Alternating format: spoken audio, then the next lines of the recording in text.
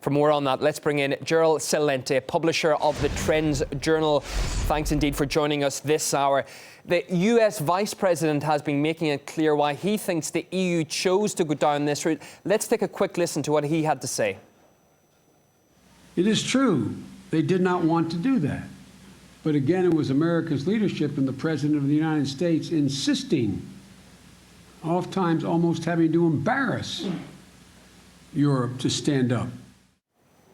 Now, that was Joe Biden admitting the US had to, in his words, embarrass Europe into sanctioning Russia. But how embarrassing is this revelation for Brussels now? Well, I don't think it's embarrassing at all for them, because they've been kowtowing to what America wants them to do now, probably since the end of World War II. So it's very clear that Europe doesn't have what it takes to stand on its own. And worse than that, or not worse than that, but equal to it, is that this is at a time when the European economy and much of the global economy is on a severe downtrend. And to have sanctions at a time when the economy is weak is absolutely insane. And I say that not from myself, but if you pick up today's Financial Times, warning over global economic growth. This is from the Brookings Institution. If you go back to Friday, IMF expects to cut its forecast following loss of output momentum. And I could go on and on. One forecast after another showing slow economic growth and sanctions on Russia to destabilize the region even more. It's insanity.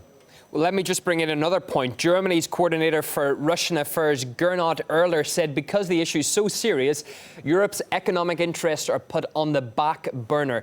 But does that make sense, economic or otherwise?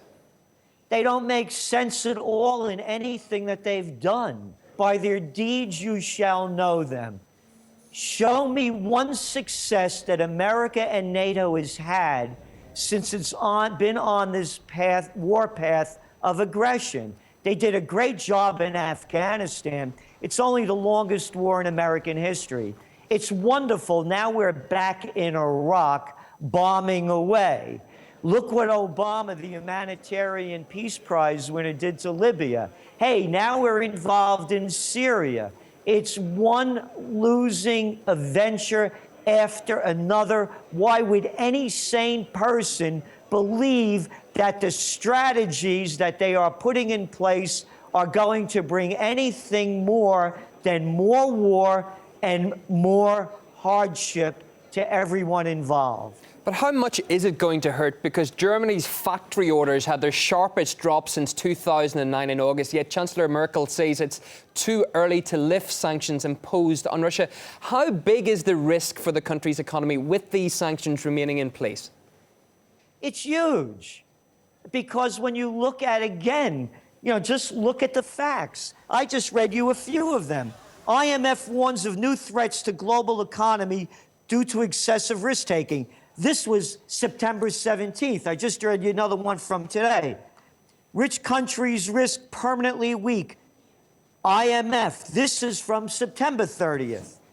Dow down 200 points last week amid global growth concerns. How much more proof do people need to see where the trend is leading? So to say that these sanctions aren't going to hurt, they're going to be not only going to hurt Europe, they're going to hurt Russia, and they're going to weigh down on the global economy, because following trade wars, sanctions, you have real wars. So this is just a mix of more volatility.